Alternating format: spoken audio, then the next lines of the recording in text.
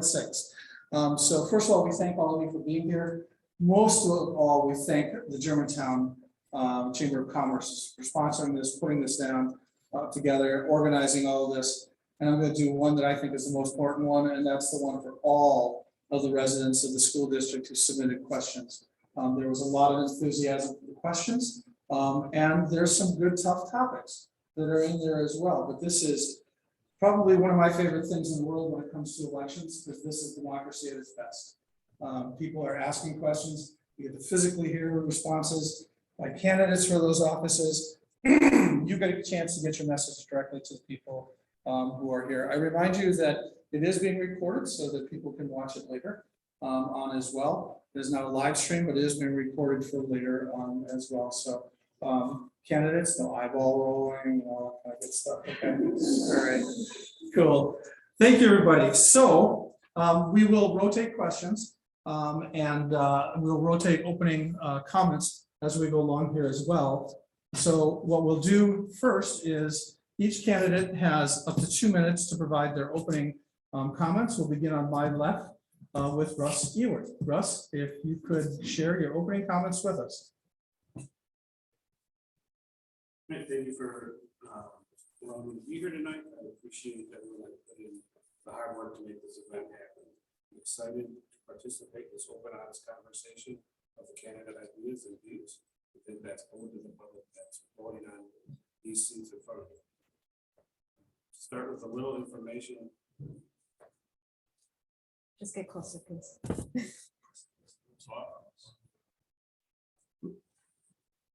At the bottom one, way at the bottom. There you go. Sorry. Thank you. Sorry about that. So a little bit about myself. I lived in the district for approximately 6 years. My wife and I are raising 3 young children. The schools played a large part in that decision to move to this district. I've spent 17 years serving my community as a police officer in a local law enforcement agency, and I'd love to extend that service to our schools and its stakeholders. We have had a turbulent last few years with politics and the pandemic dominating the landscape of our schools. And we work hard through transparency and communication to stabilize the situation. I truly believe a little listening combined with honest and respectful conversation on all sides will go a long way. Please take some time to check out my website, russewert.com, or reach out to me on Facebook at Russ Ewert for Germantown School Board. Thank you. Russ, thank you very much for your thoughts. Tracy Parker, you have the next opening comments. Hi, my name is Tracy Parker.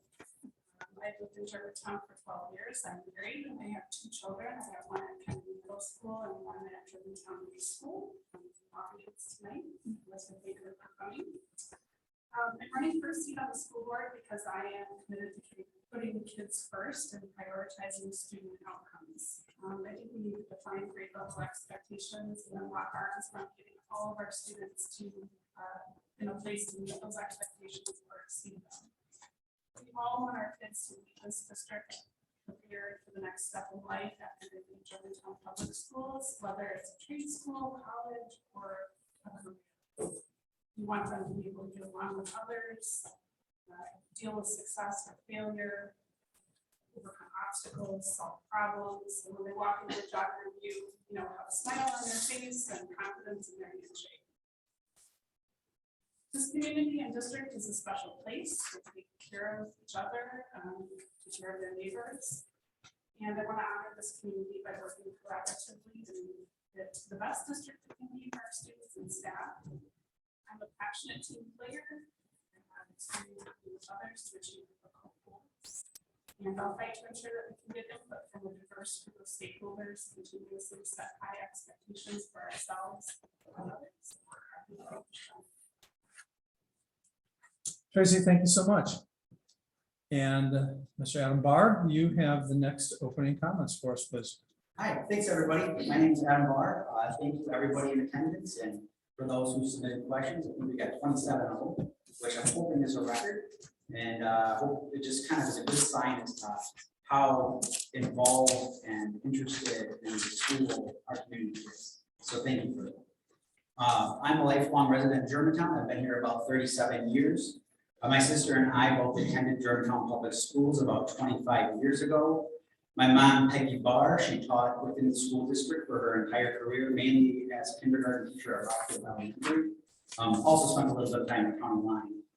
I have two children who are also in the district, so not only do I have a vested interest in the future of Germantown School District, but it has really influenced who I am as a person today. I've spent over 15 years working in finance. I have a bachelor's degree in business, finance, and accounting. I have an MBA with a focus on leadership. I've also spent plenty of time on budget committees as well as board of directors. I'm an advocate for the children and youth of the Germantown community. I believe that a successful school district is one that encourages children and helps build them into good citizens and ultimately provides them with skills and knowledge needed to pursue what brings them their life's fulfillment. I'm an advocate for teachers and staff. I want to support them. I want to provide them with every opportunity to request the resources that they need to be successful at their job, which is educating our children. I back them, I believe in them, and I feel that they are a big part of the foundation that makes Germantown great. Thank you. Adam, thank you so much for your opening thoughts this evening. Michael, you are up next. Thank you. I'm Michael Wolf of Germantown, Wisconsin. I was first elected to the Germantown School Board in April of 2012. I am running for seat 6 at large, and the election is on April 5th, 2022. I'm an electrical engineer and lifelong learner. I want all of our students to graduate with the ability to be lifelong learners. I want all of our students to know that on the day they graduate from Germantown High School, their education isn't over, it's only just begun. I am a constitutional conservative. It's a way of life for me. I am not on the left or the right. I have virtue and I will uphold our federal and state constitutions. I believe in life, liberty, and the pursuit of happiness. The most important word there is liberty. I define it as our ability to live our lives as freely as possible without interference from government.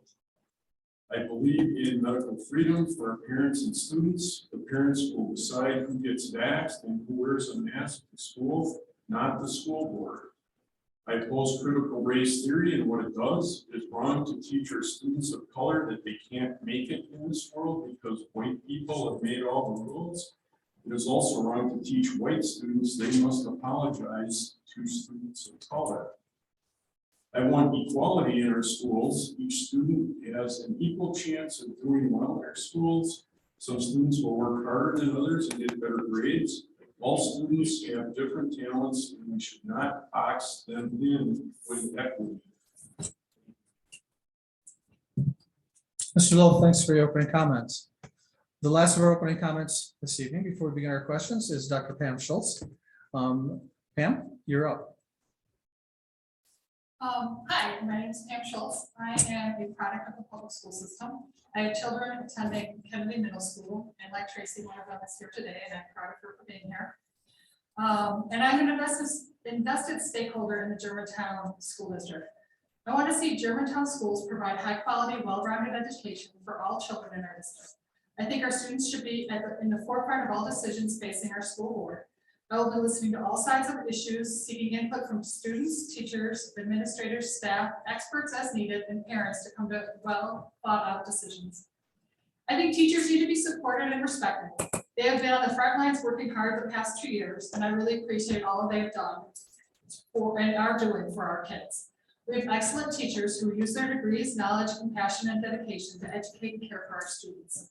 We need to make sure we continue to attract high-quality teachers and retain the ones we currently have.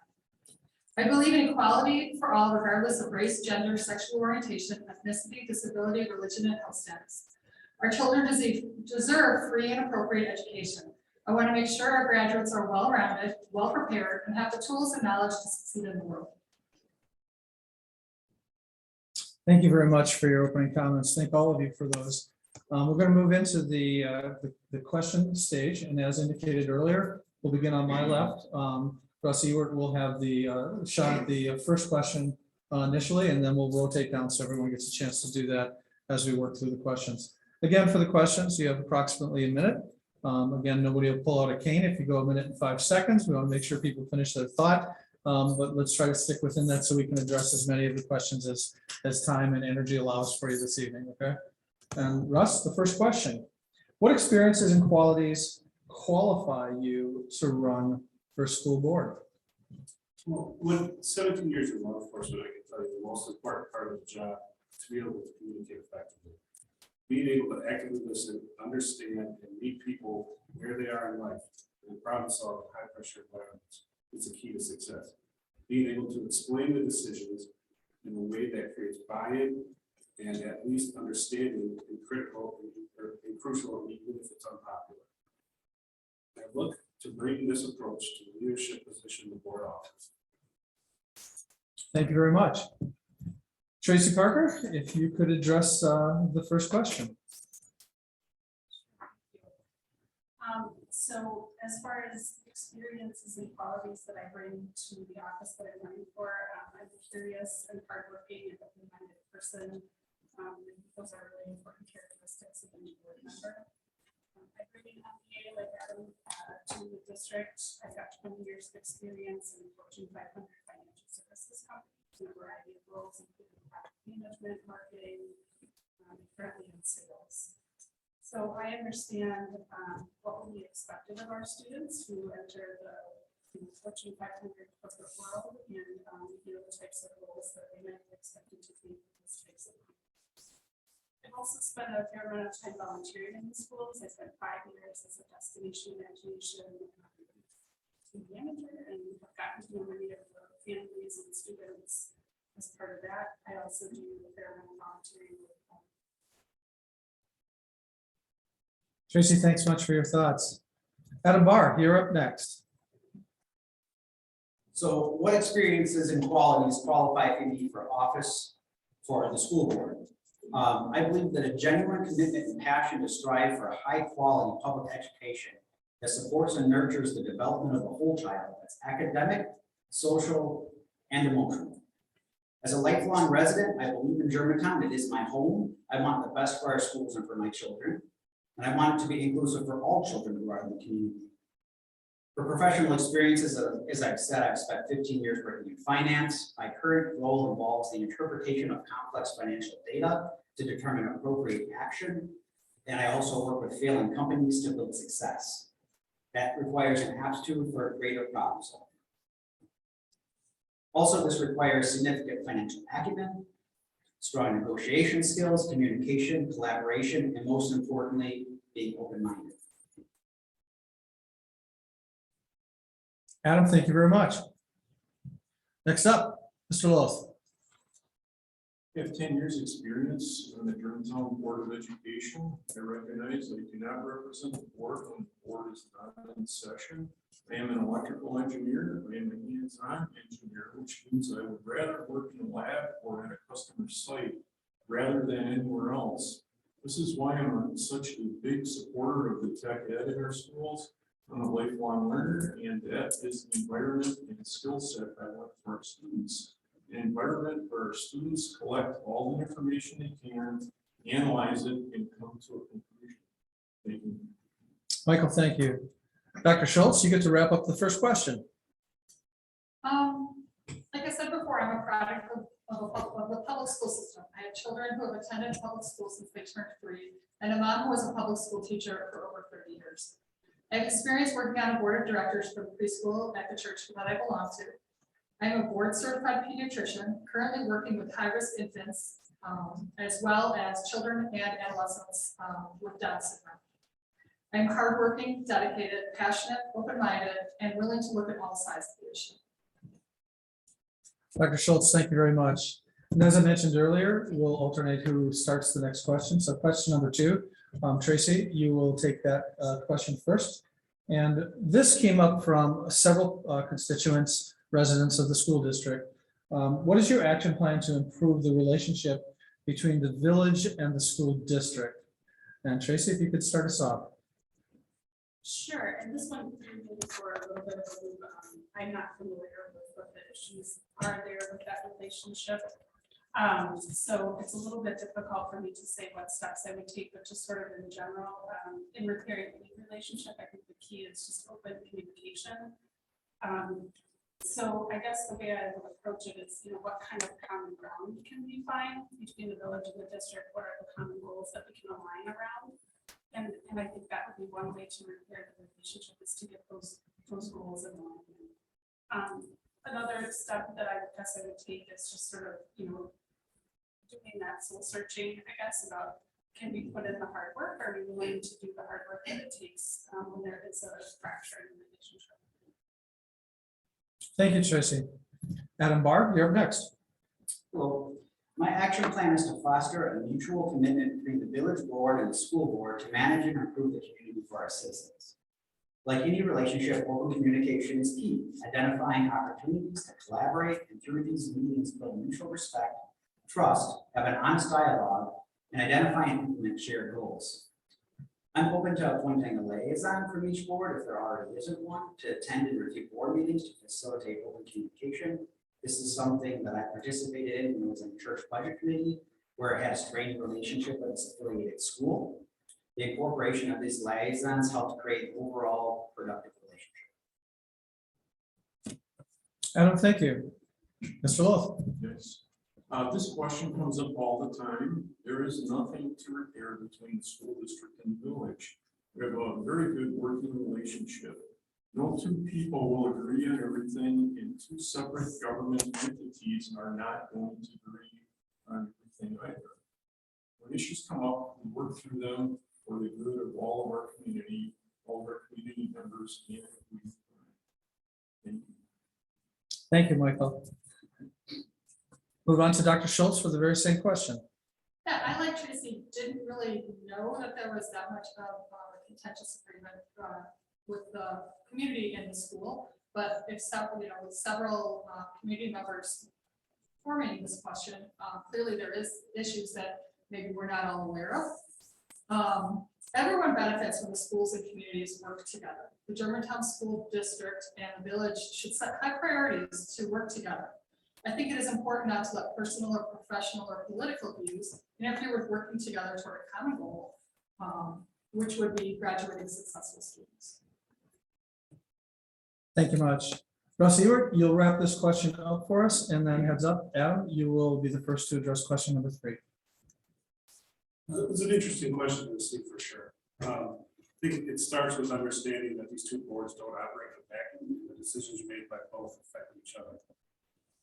In order for the community to thrive in the future, it is imperative that the district and the village work together. I know this hasn't always been the case in the past.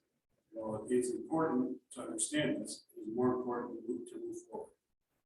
Last August, the two boards held a combined meeting that the main topic in discussion was regarding the SEO or SRO school resource officers. During this meeting, they discussed a follow-up meeting or a continuous meeting in January of 2022. This meeting has not happened.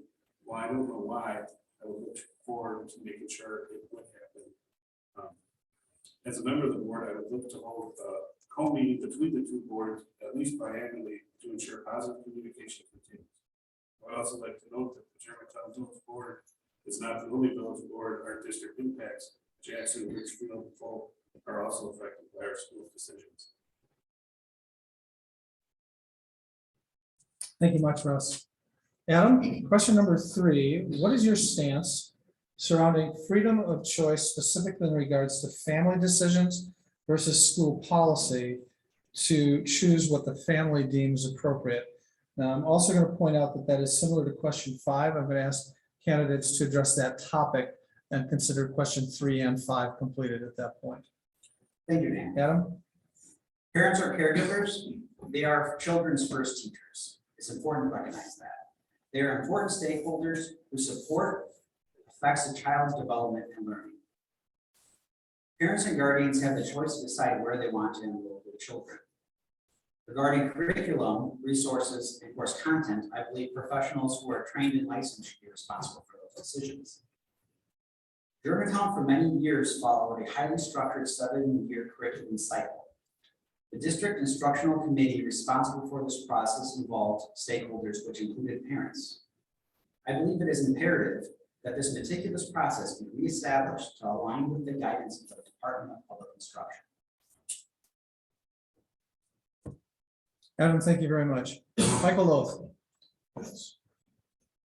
Parents are the biggest factor in their students' education.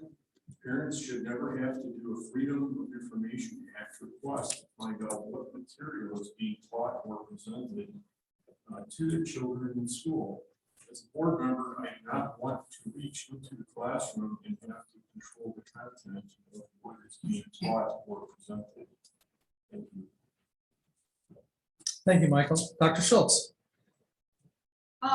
There are 15 inalienable rights for parents and students in public education.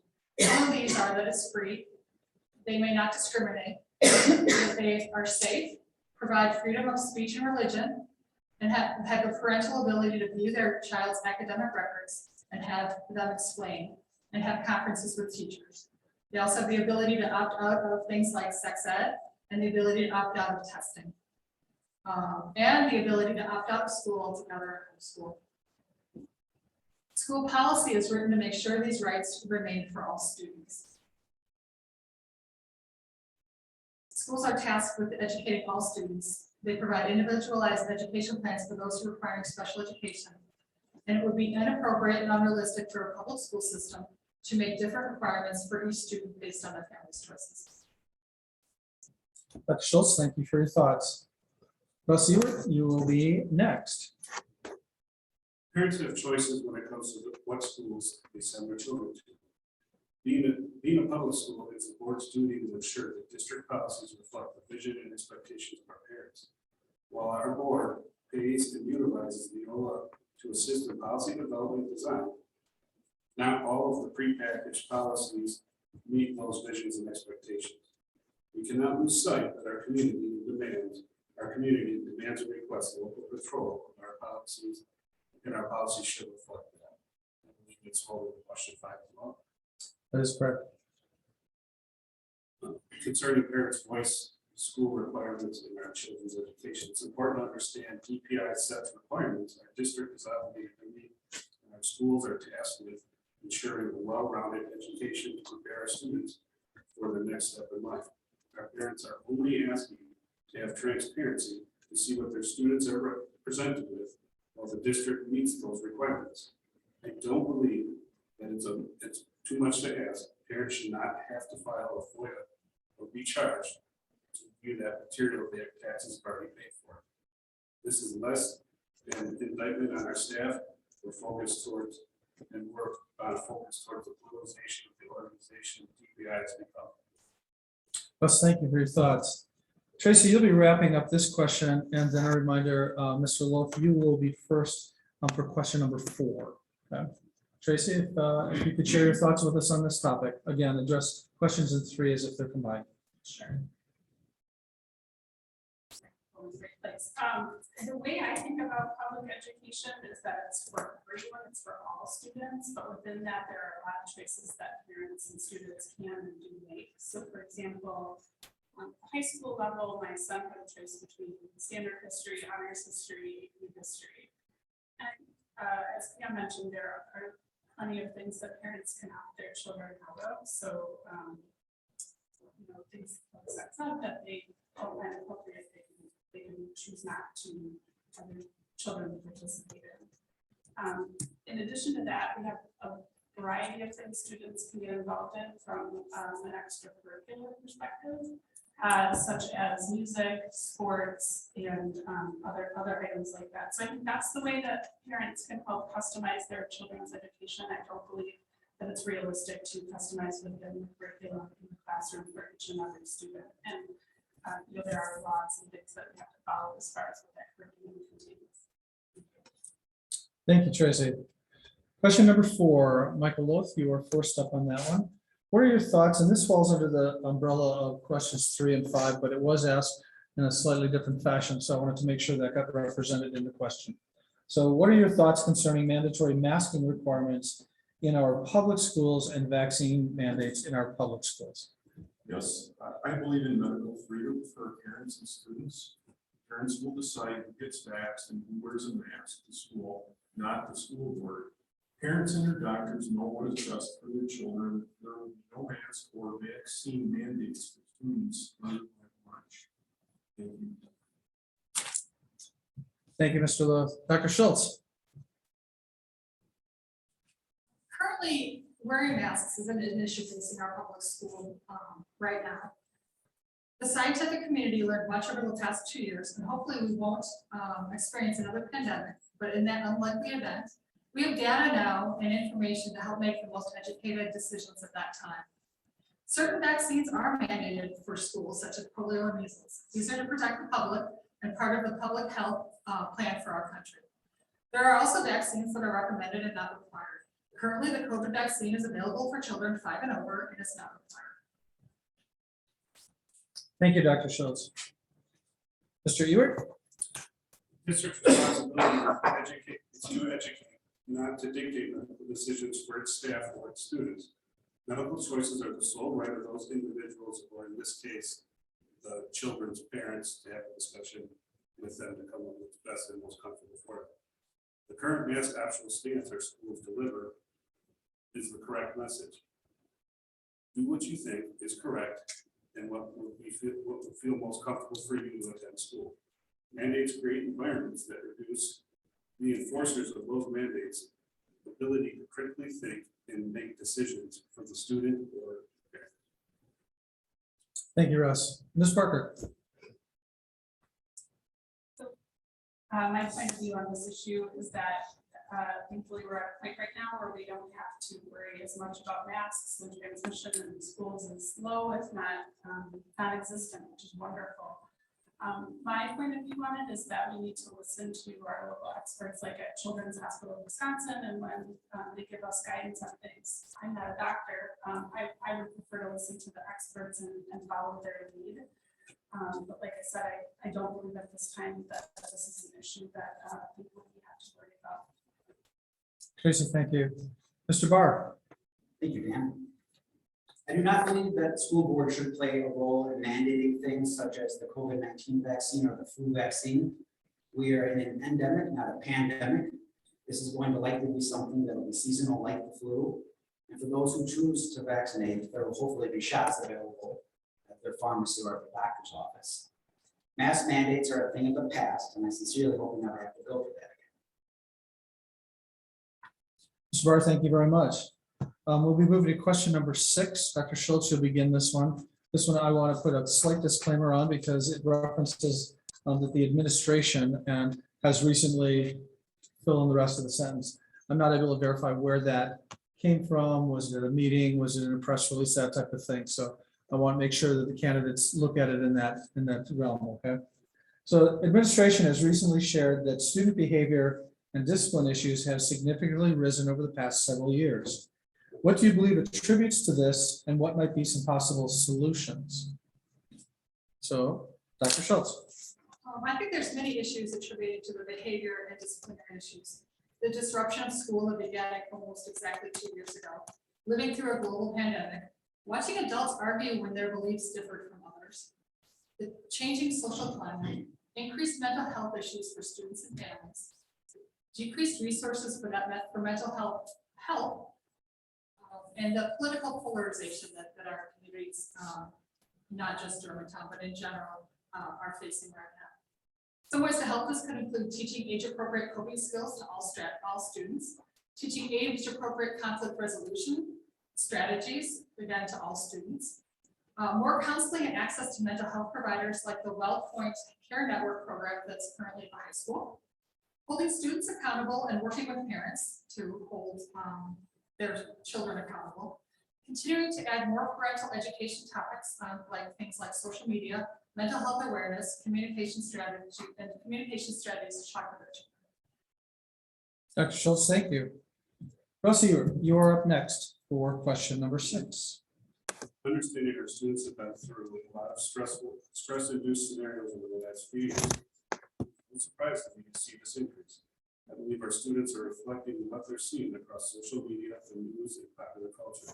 Unfortunately, these influences seem to push the me first mindset, and our students lose track of the impact of their actions that their actions have on fellow students.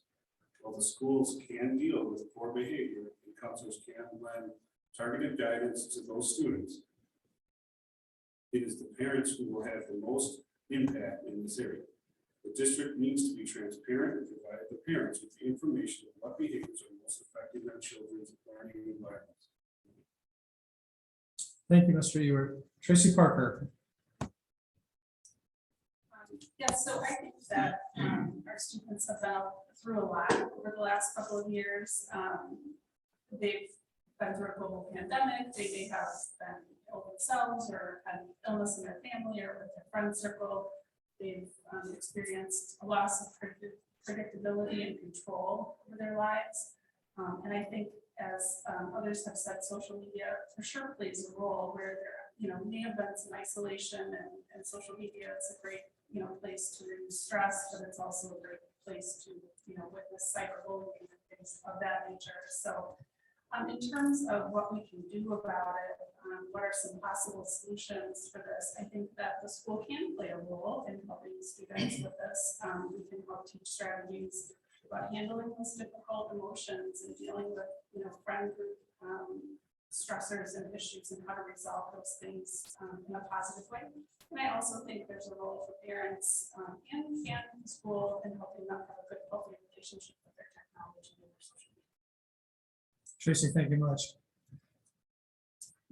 I believe this increase is caused mostly by the challenging times that we're in, kind of similar to what a lot of candidates up here said. COVID, allies at war, inflation.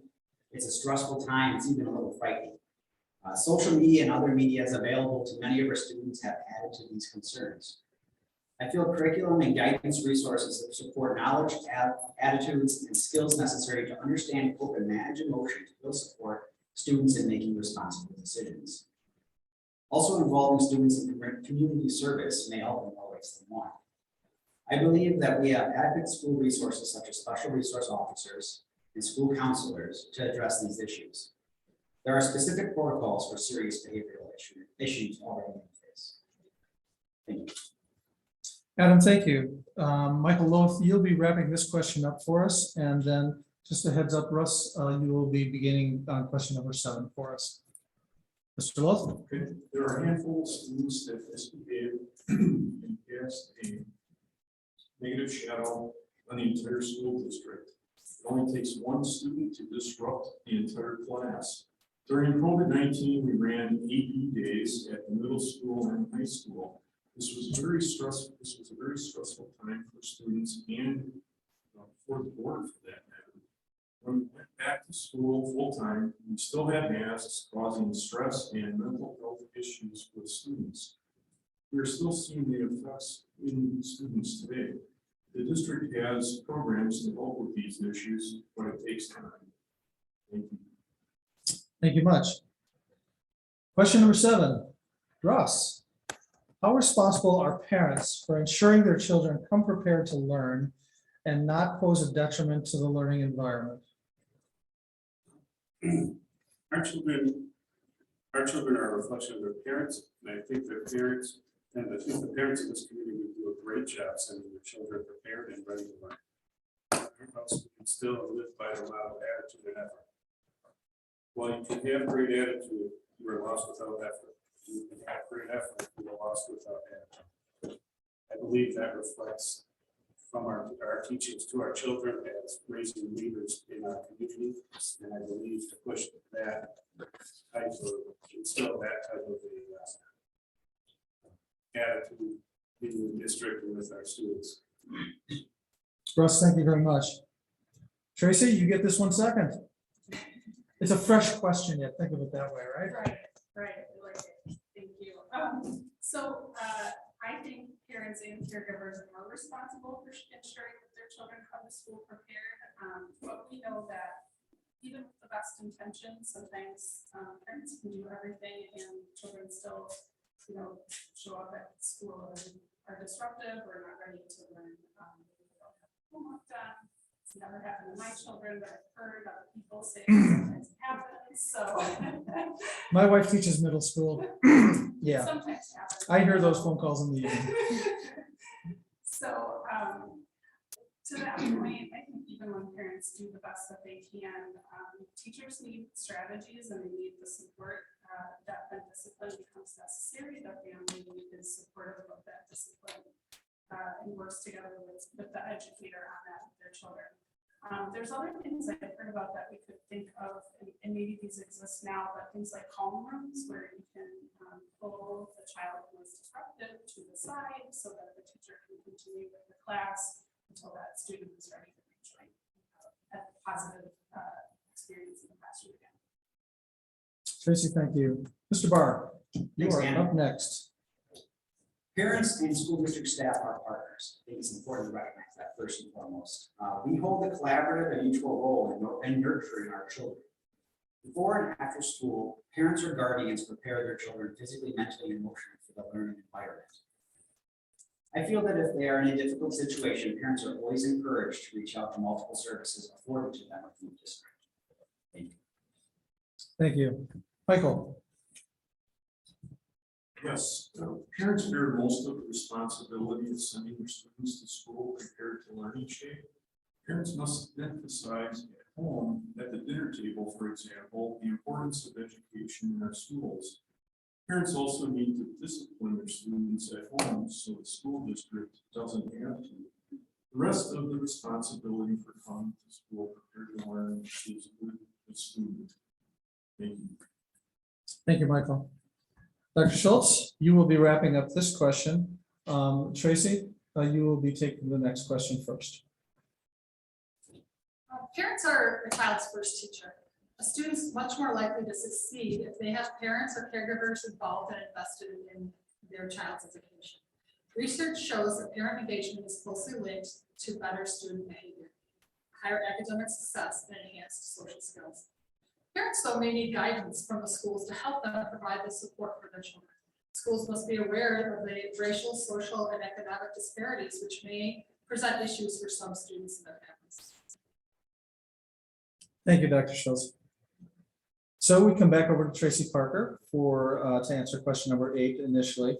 What do you believe are the top 1 or 2 critical areas the district should be focusing on and why?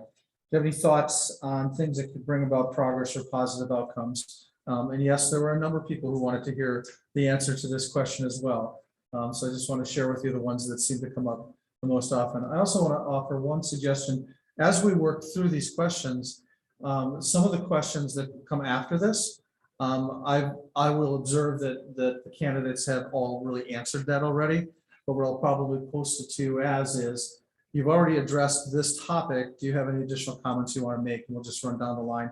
If you don't have any additional comments to make because you feel you addressed the topic, just pass or thanks for the opportunity. Is that fair enough? All right, sounds good.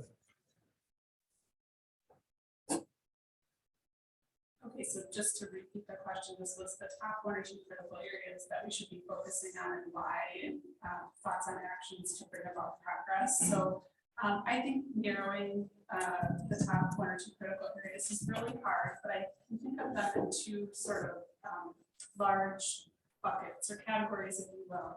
And I think those are student outcomes and managing the budget. So we're all here to ensure that our students are prepared for college or career. And to do that, we need to align and carefully manage the budget so that it supports that goal. So those 2 things I think are critically interlinked. Our first step should be really clearly defining what our educational objectives are, with defined metrics and data, and then align the resources and our policy actions to achieve those goals and reach those metrics. So this includes, like I said, budget dollars should align with what we're hoping to accomplish with our district and with our student outcomes. And our costs are increasing, but funding isn't, so we're going to have to get really, really creative about how we accomplish that. Tracy, thank you. Adam? Thank you, Dan. The top priority should be attracting and retaining teachers and staff. The national turnover rate for teachers is increasing. The number of students pursuing degrees in education is decreasing at an alarming rate. In fact, as of 2019's data, there is approximately half as many teachers pursuing a degree in education, students pursuing a degree in education, as there were in the 1970s.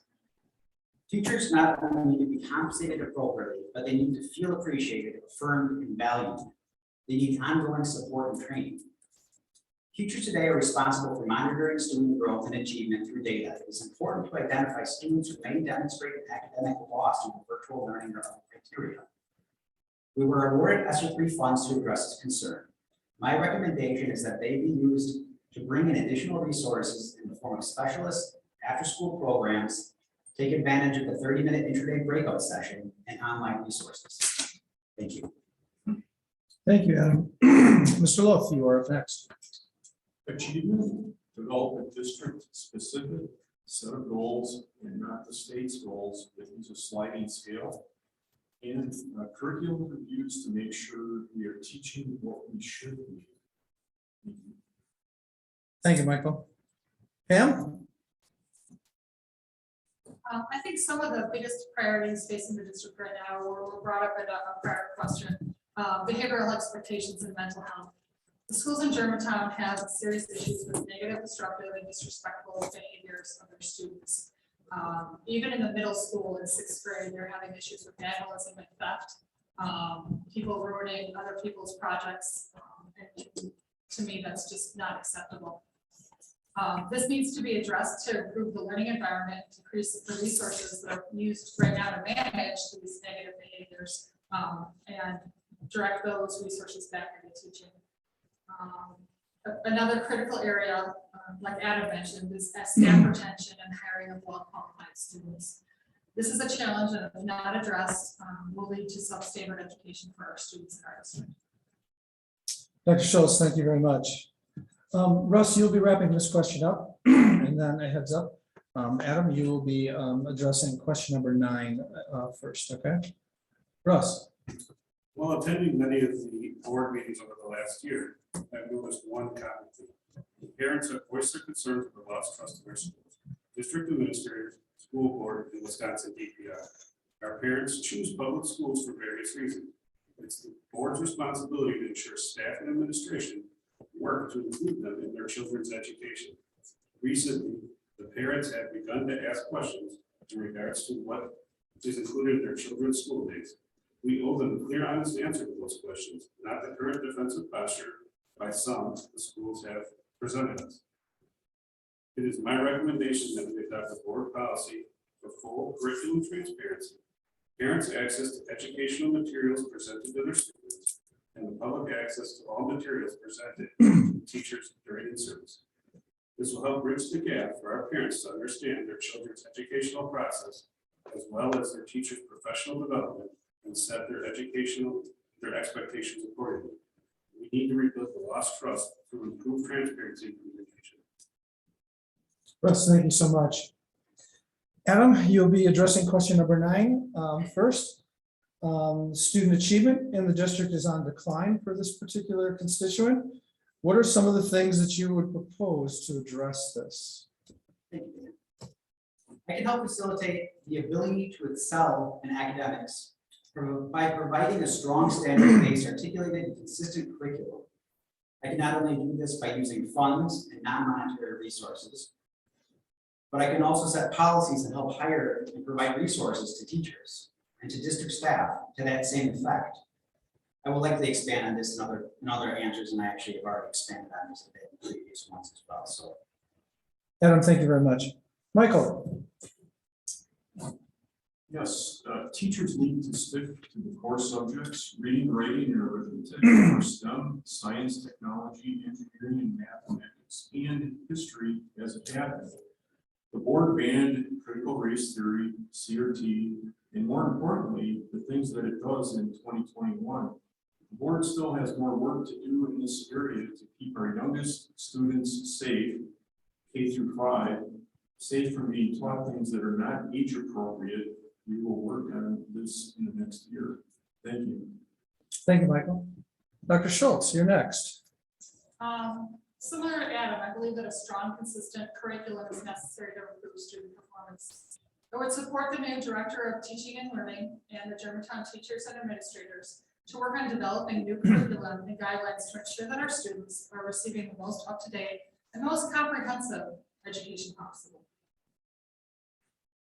Thank you, Dr. Schultz. Russ, you are next. Thank you. I think ensuring our schools are focused on the core subjects is the first step. Engaging the staff and student council in an effort to create buy-in and ensure we're providing an environment where our students take ownership of their education would be another. I do believe while we shouldn't rely solely on standardized test scores, they can be a part of the barometer that ensure we remain on track. We should make this a priority to produce our own annual academic quality report, setting and following the district internal performance matrix will also allow us to ensure that we are meeting a known standard, not floating standards produced by the state for DPI. Thank you, Russ. Tracy, you get to wrap this question up. So I think we need to work with educators and the director of teaching and learning on improving student achievement. We need to ask them what they need in order to help us keep improving, what's working, what isn't working. And we need to have the metrics in place so that we know when where we're struggling most or where we have seen improvements that maybe could be leveraged in another subject area or in another grade level. We have a lot of extracurricular opportunities at the school district, and I would love to see us encourage more students to get involved in things like the robotics team and our math club and after school study skills. I think those help build a well-rounded education for our students. Tracy, thank you very much. Ms. Wolf, you're scheduled for the next question. This is one of those that I'm going to indicate what I did previously. Most of the candidates have expressed some thoughts regarding the topic of Freedom of Information Act filings for information within the school district. But I extend the invitation for you one at a time if there is anything additional you would like to add.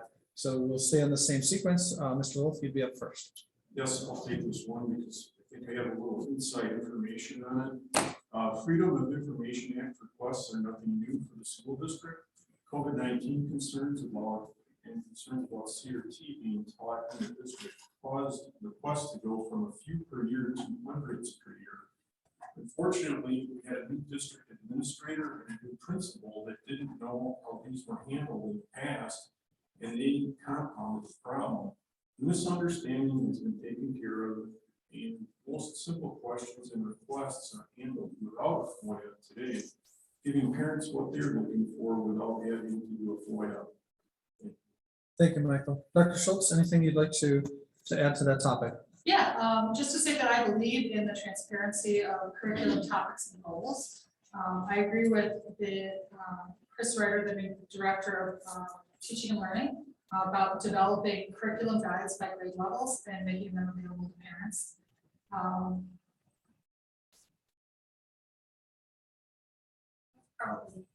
Okay. Thank you, Pam. Russ, we're back to you. Same question. Anything additional you'd like to add on that topic? Yeah, I believe I spoke to some of us already. Honestly, I do not agree with parents having to file FOIAs, time-consuming process that takes, as well as the financial charges in regards to requesting material that's already been presented to the children. I read a recent article in regards to this whole process, and I think I can sum it up using some information or an analogy out of that. The food we serve our children have the ingredients on the packaging so we can make an informed decision on what we're feeding our children's bodies. Why wouldn't we provide the same clarity on what we're feeding their bodies? Russ, thank you very much. And Tracy Parker, you are next. Yeah, I don't have a whole lot to add other than that it's great that parents want to be involved with their child's education and know what's going on in the classroom. And I've always felt really welcome by the teachers here if they had a question or a concern about what was going on in the classroom. I've always felt like the door was open and we could have a conversation about, you know, any concerns that I might have or questions. So I think that should continue, and I'm glad parents are welcomed into the classrooms to do that. And I, like Pam, was really excited to hear the ideas that our new director of teaching and learning has as far as curriculum guides go. That's something I've always kind of wished we had, and so it sounds like we're going to get that. Tracy, thank you much.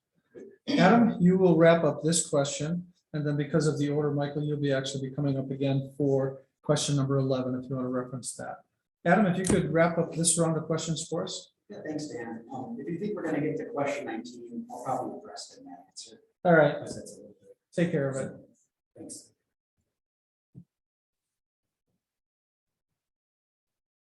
All right, then let's go on to Michael for question 11. Since this Board of Education position is nonpartisan, how will you keep politics out of your decision-making? Yes, the Board of Education is nonpartisan, means that there is no R or D after your name as it appears on the election ballot, and that's all it means. It is impossible to put a large group of people into a room such as a school board meeting, a village board meeting, or a church meeting and not have politics. This is why Plato described politics as being everywhere in our daily interactions with other people. Dr. Schultz, same question. Yeah, decisions should be made without personal or political bias. Decisions should be based on listening to all sides, taking into account what's best for the students. We all come to the table with our own beliefs formed by our experience, but an effective board puts aside their own opinions and makes decisions based on a variety of input to do what is best for the school and students. School board members and candidates should not be financially backed or endorsed by any political party.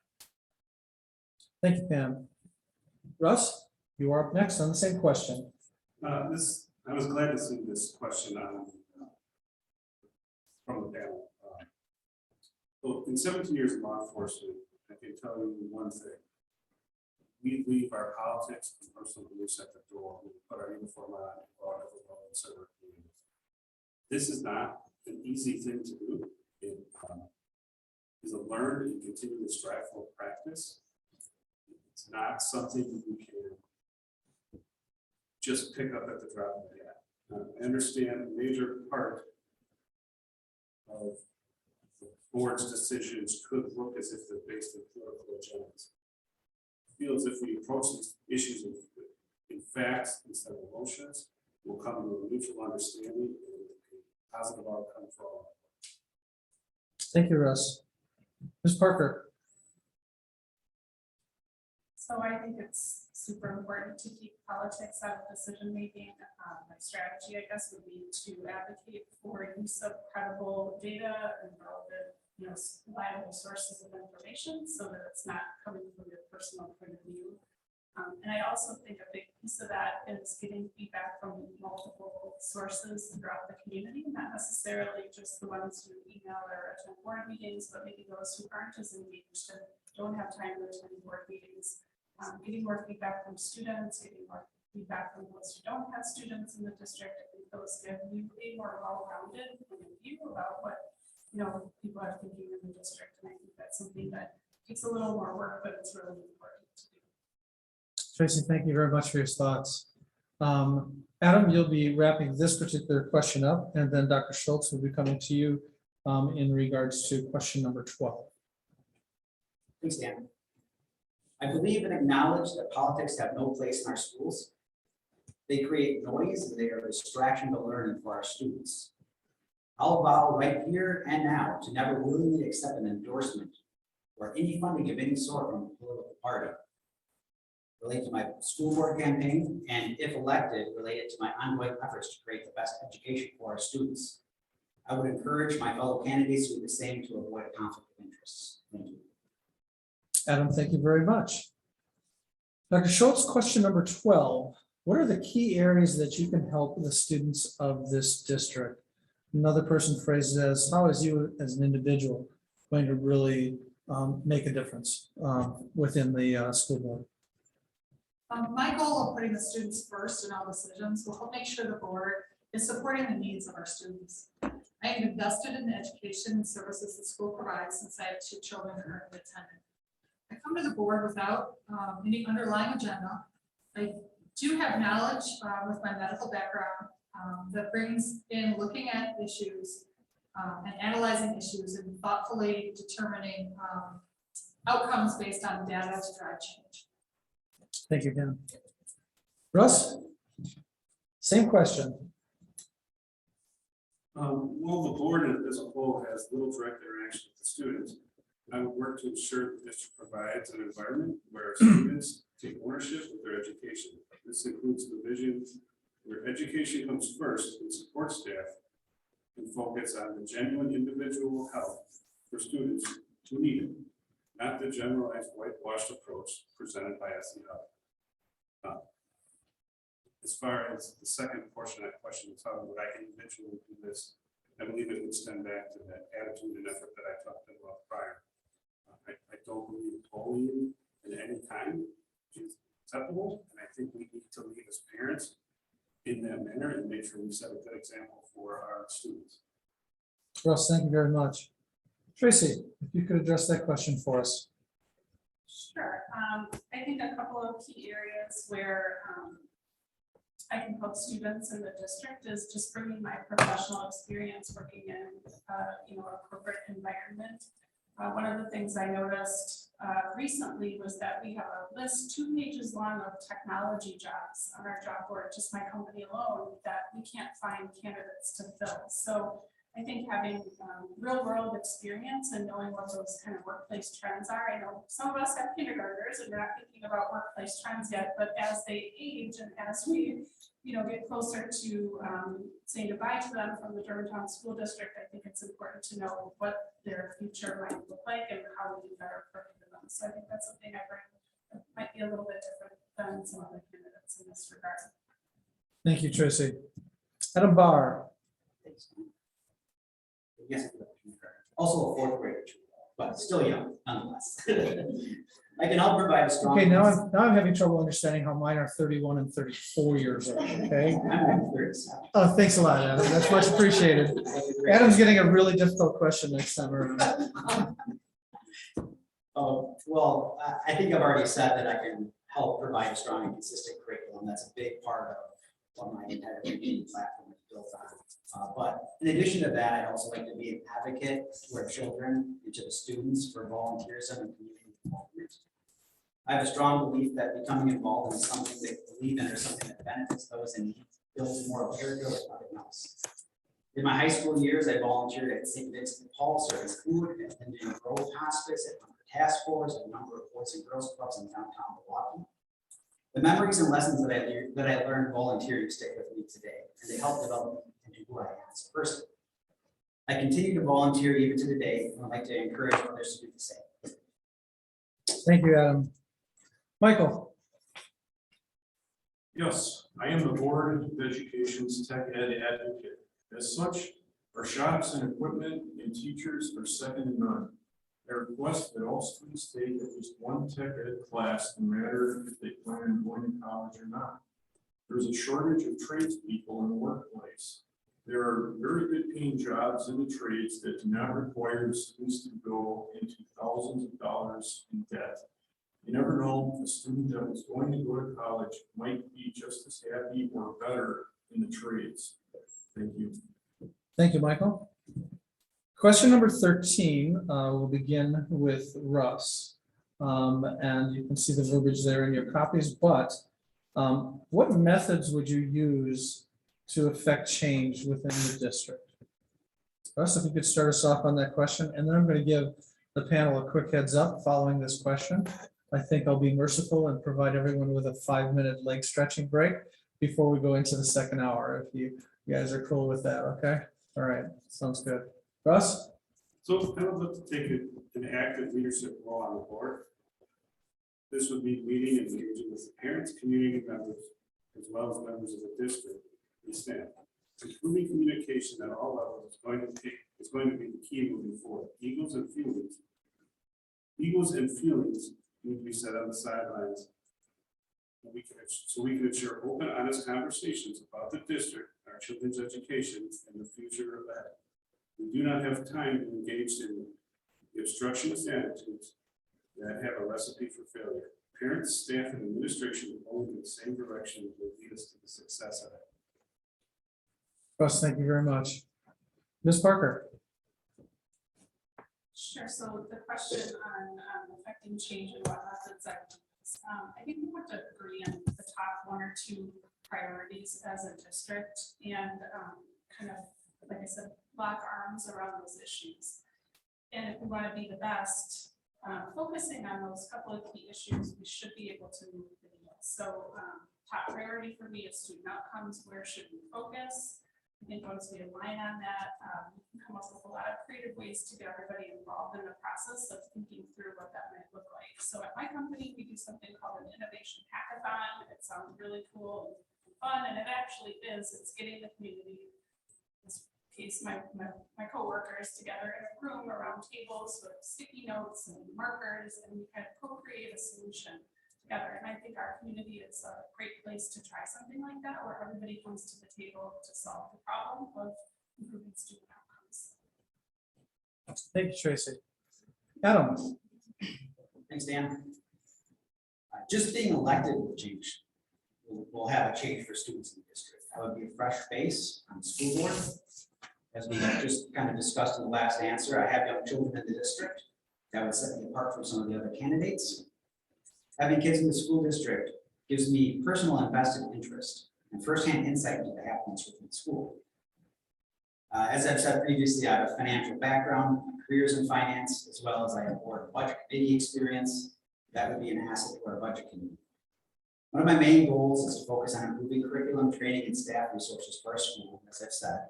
I feel like this will bring about an overall improvement in quality of our education. Thank you.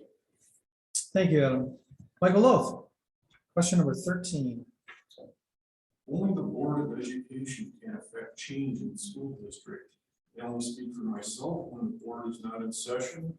The board works as a team and posts public meetings per public meeting law. My method for affecting change is to request items to be placed on the board agenda and then come to the board meeting prepared to make the case for the agenda item I requested. 7 board members will never agree on everything, and not all agenda items will pass board scrutiny. It is important to always work with other board members and not hold grudges due to a disagreement in the past. I call this being a good statesman or a stateswoman. Thank you. Dr. Schultz, you could wrap this a particular question up for us. I believe in using data-driven metrics to analyze issues to affect change. Quality improvement studies, even informal, can help determine how things are working and what needs to be changed. We'll listen to all sides and gather information as appropriate from teachers, administration, staff, students, and parents. I will ask for expert opinion and information as needed to make decisions for changes. Thank you, Dr. Schultz. We will be, when we reconvene, we'll be beginning with question number 14. Tracy Parker, you will address that question first for the group. We will reconvene at exactly 7:35. No one gets to run out the door screaming. We'll see you back in 5 minutes, everyone.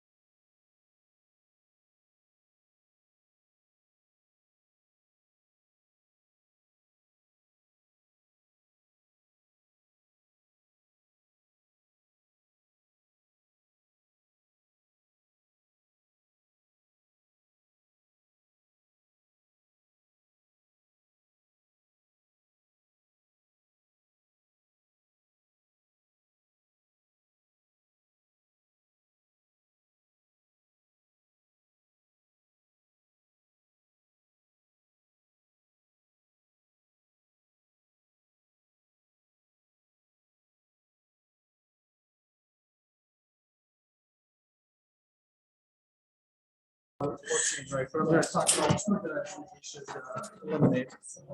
So, would like to do, okay, wait. I'm sorry,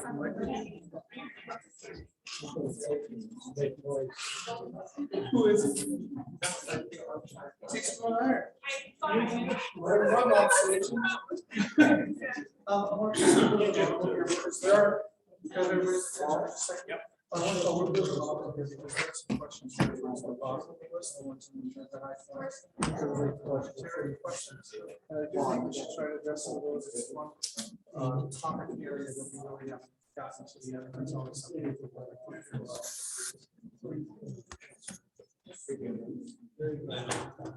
So I'm gonna say let's skip 16 and 17. And maybe use the order of the okay. And I actually think we may do it as a little bit different too, because I'm not certain that there is going to be some character that's in the budget for reasons. So would you like that? Oh, do you? Okay, so okay, we're going to give her 16, 17 for the season.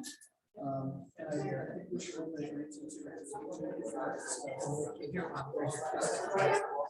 we don't take our oh, sure. Where's the line of personal choice? Let's take that one. Committee. And then also on the center. Destination job for teachers. Most everybody made the notes, and I also want to address parts of that. Which section? 16, 17, and 19.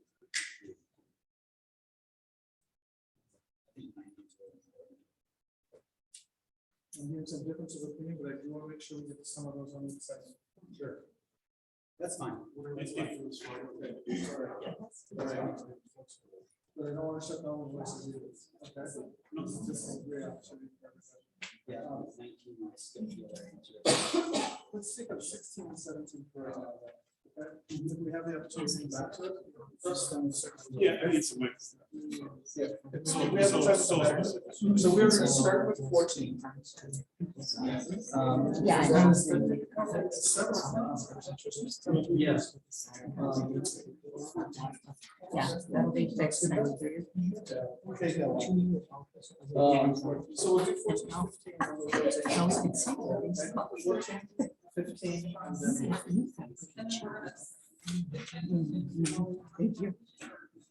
because we'll come back to, I think we'll come back to 19. That's another towards the end. So for right now, 16, 17, and 19, we will hold off. And then we'll move right into the ones that are the 20s, okay? And so let's make sure we try to stick to the 1 minute on the answers. And then we cover as many of the topics as possible, okay? All right, thank you, everyone. On 14, it's actually Tracy who's starting off. Yep. Cool, thank you folks for your flexibility. All right, Ms. Parker, question number 14. You get to answer that one first. Okay, thank you. So I don't have experience on a nonprofit board of directors. What I do have experience working on is as a team to make policy decisions and manage a budget. So one of my prior roles in the company I worked for was in the corporate policy office. So I would develop policies that govern the management of a company with over 250,000 employees. And these policies would have to be approved by our board of directors and by the OCC, the Office of Controller of Currency. So they had to be perfect. And the way that policy was developed in that situation was just through a lot of really careful listening, asking a lot of questions, not being afraid to ask a dumb question, and also through getting feedback. Thank you, Tracy. I'm going to repeat the question because I asked you guys the question off camera and off audio, so that doesn't help the audience. But it's, do you have any previous experience on a nonprofit board of directors? Adam? Yes, I do. I actually just finished up my term on economic development of Washington County. Last month, I rolled off of that board. I'm currently on the board of directors for the Washington County Agricultural and Industrial Society. which is the entity which manages the county fairgrounds, as well as coordinates a lot of concerts, events, and most notably the Washington County Fair. I've been on a number of finance committees and budget committees, one for a church, and I was also a liaison for a school. Thank you. Thank you, Adam. Mr. Loth? No, I don't have experience on a nonprofit raising 4 children who attended K-12 education in Germantown, and in part simultaneously serving on the Board of Education for the last 10 years has been enough. I always joke that with 2 kids in college at the same time, our household was a nonprofit. Thank you, Michael. Dr. Schultz? I've been on the board of the preschool at the church I belong to. I was on board for several years, working through changes in the director of the preschool, changes in curriculum, upgrading technical resources and capital equipment, and working through all the changes needed during the COVID pandemic. I recently resigned from that board and concentrated on the Germantown School Board. Thank you very much. So recently I joined the Germantown Virtual School Governance Board. This is a volunteer position. When I saw the school was putting this forth, I thought it was a fantastic way to engage and get a head start in the process of learning in regards to all of the cogs and gears that go into managing the school system. Through that, I've had a front row seat to some of the very positive intentions that the district has and the people within the district have in regards to setting the school up for success. I've also been able to observe some of the shortcomings regarding communication or lack thereof between different departments and the leaders that should be maintaining those relationships between those departments. As you've been watching the last 2 meetings, you can see where the vision of the board, of that board, has changed due to budget issues. But unfortunately, it was not on the board side that was short-sighted. It was internally when the district itself wrote the grant proposal, and they didn't include budget finance in that proposal to see if it was physically able to pay for such an event. We're working to change that strategy, and we're hoping that we can get this thing up and running. I'm excited for it, and I think it will allow the district to attract new students, retain current students, as well as provide a educational environment individualized to the students. Thank you very much. We're going to move to question number 15 at this point. And with the adjustment, Russ, you will be taking this question first. Please explain the difference between equity and equality as it relates to curriculum in the schools. I really appreciate that this question is on here because I believe there's a large misunderstanding of some of the topics around it. But to me, equality in education refers to each individual student being provided with the same resources and opportunities. While equity in education refers to students having different sets of circumstances which can affect their ability to reach an equal outcome. I think our district does a good job ensuring we have equality in our education while providing focused assistance to individual students to help overcome their individual circumstances that may lower their ceilings. I do find that it becomes dangerous when the district solely, or if a district were to solely focus on an equitable outcome. We have seen this type of thinking lead to the capping of high achieving students in order to ensure they don't outpace their lower achieving students. I find that to be ethically wrong, while that is an easier path to cap the students. I think it's the more ethical, responsible path to ensure an individualized student is supported in the needs that they have. Thank you, Russ. Tracy Parker. So I think of equity as leveling the playing field for kids, and I think there are scenarios where that's super important. So if a student has a disability, they might get more time to finish a test.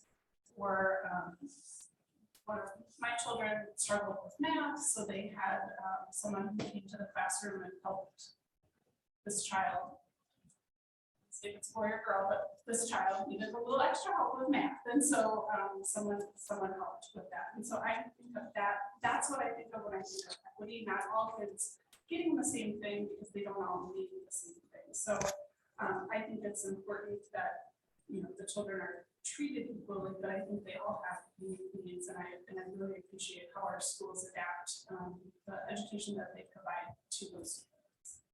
Thank you, Tracy. Adam Barr? Thanks, Dan.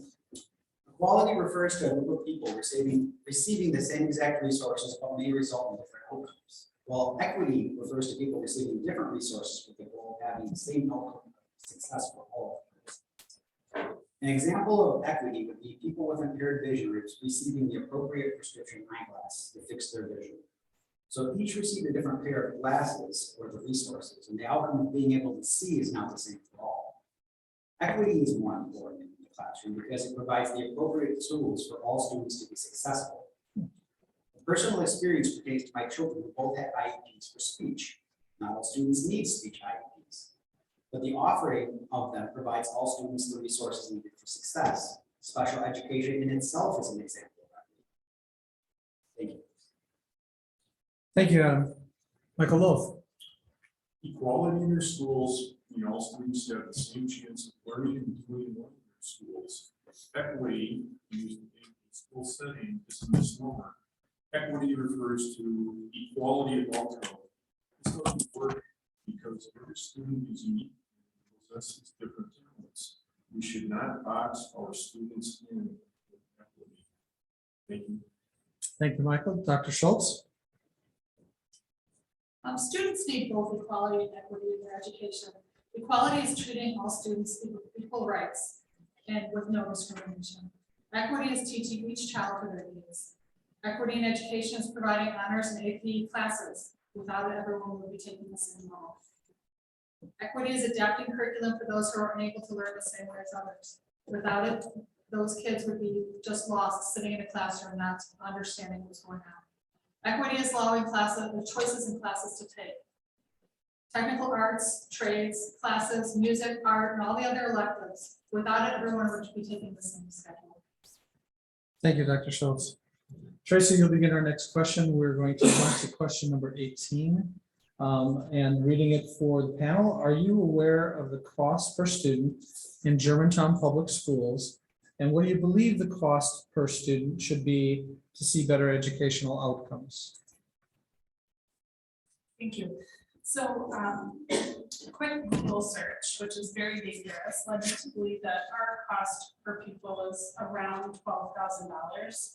And the quick Google search that I did, which is dangerous, led me to believe that we may be, among the lower in the state on this sliding scale, as far as what we spend per pupil relative to household income. But really, for me, it's not necessarily true that spending more per pupil means that you're going to get better outcomes. So I think that, some of the things we might want to think about as far as the budget goes and how much we spend per pupil is, instructional dollars versus administrative dollars and things like that. So I think it's really more relevant how we allocate the resources we have in order to achieve our goals. Ms. Parker, thank you very much. Mr. Barr, you are next. Are you aware of the cost per student in Germantown Public Schools, and what do you believe the cost per student should be to see better educational outcomes? Thanks, Dan. This question has me really excited because I did something with the already for about 45 seconds. The annual cost per student is $11,725, but this does not give credit to state and federal aid. The more accurate number would be based on revenue from taxes, which translates to about $6,500 per student. To improve educational outcomes, some ideas have cost nothing.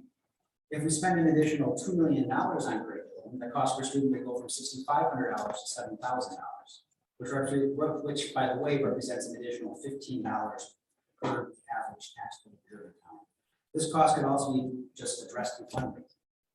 I can't close this answer without arguing that there's actually a decrease in cost to the community that increased spending. If you look at it from an economic standpoint, increasing the quality of education means Germantown will be in greater demand among young families, meaning higher home values. This also is giving better education and will have a strong result when graduates entering the workforce and fueling our local economy. Thank you. Thank you, Adam. Mr. Wolf. The 2019-2020 numbers, the cost per student, it's $14,342 per student. This number is right in line with the state total of $14,259. Education outcomes are not really that closely tied to cost per student. Education success is closely tied to how closely involved the parents are in their students' education.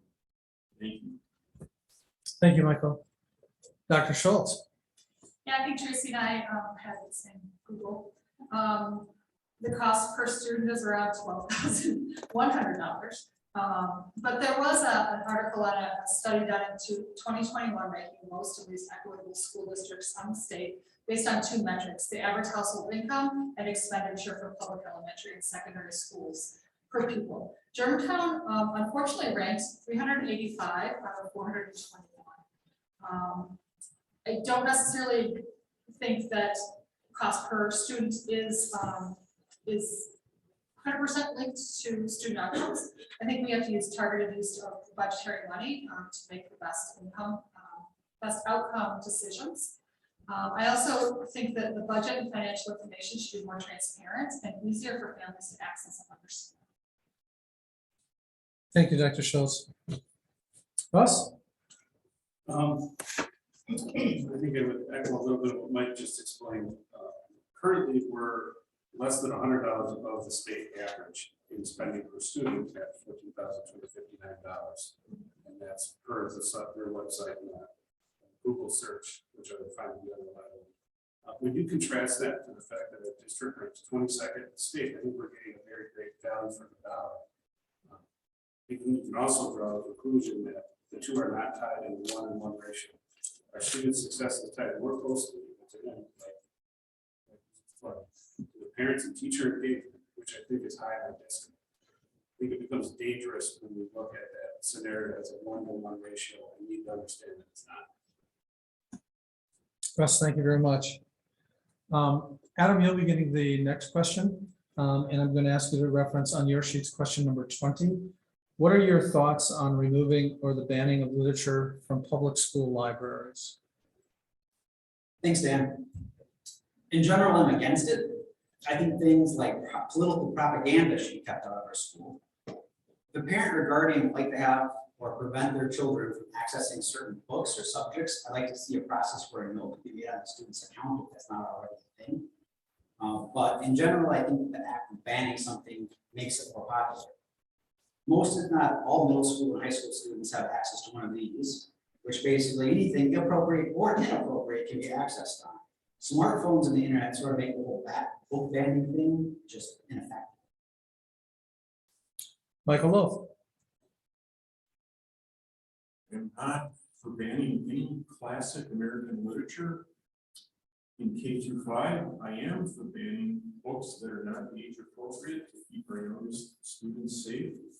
This includes books related to sexually explicit material, books that discuss gender identity, and any other material parents would not want their students reading.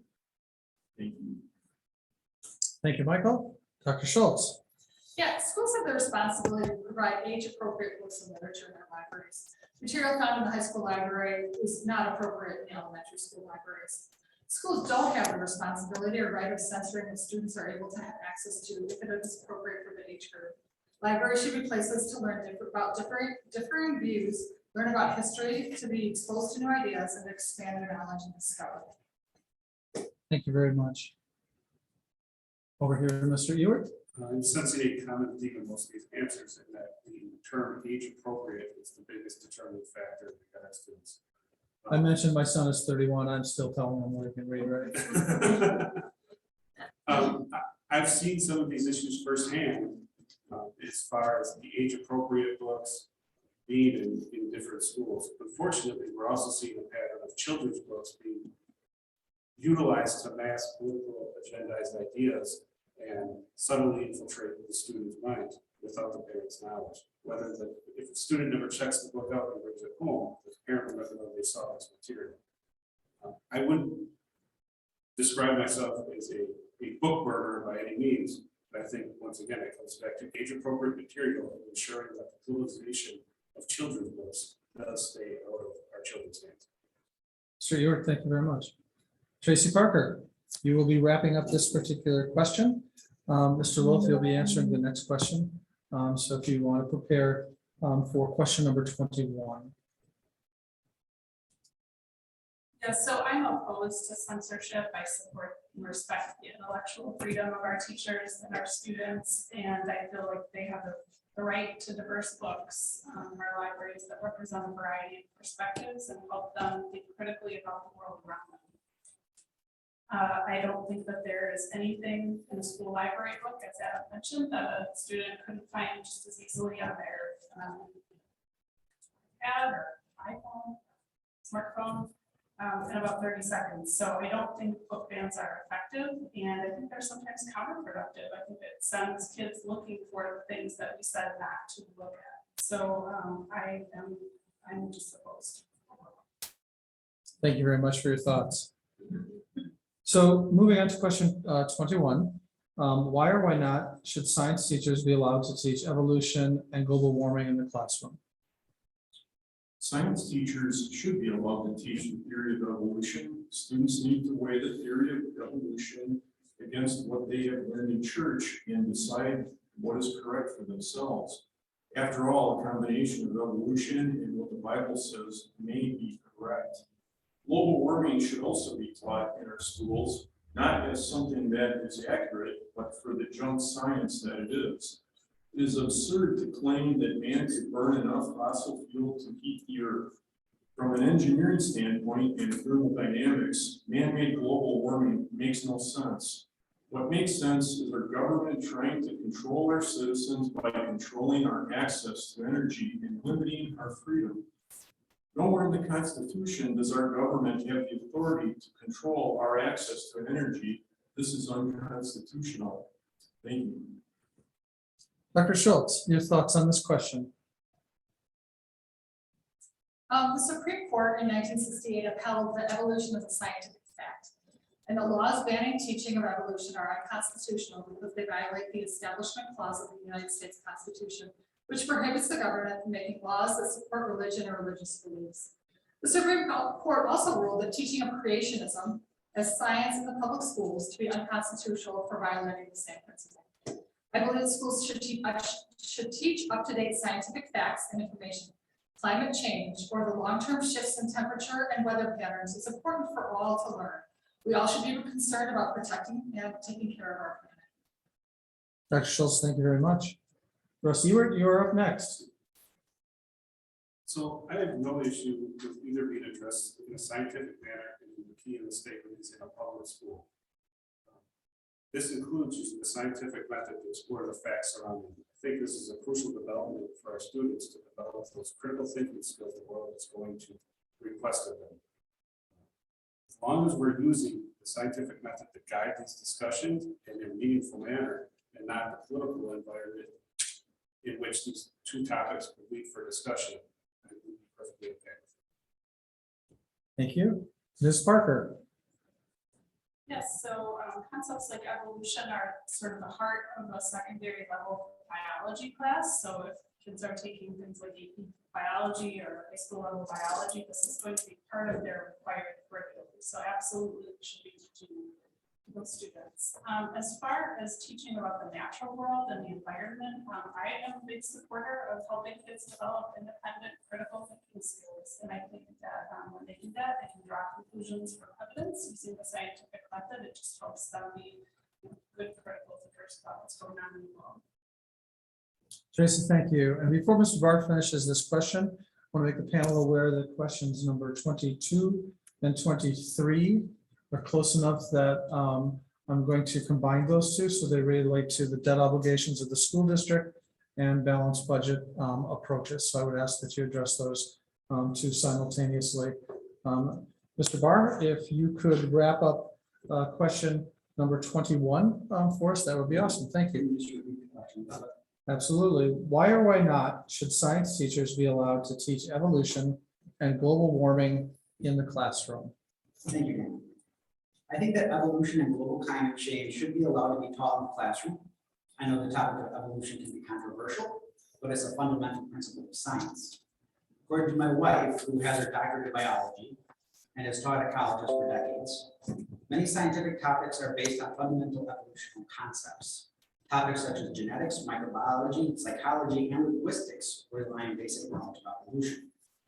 Also, if someone plans to go to college and take any science or nursing class, that student will have to have a basic understanding of evolution.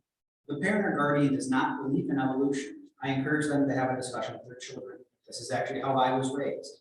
That is to say, you are going to have to learn about this at school, but it's not necessarily what we as a family believe in. That's okay. Mr. Barr, thank you very much.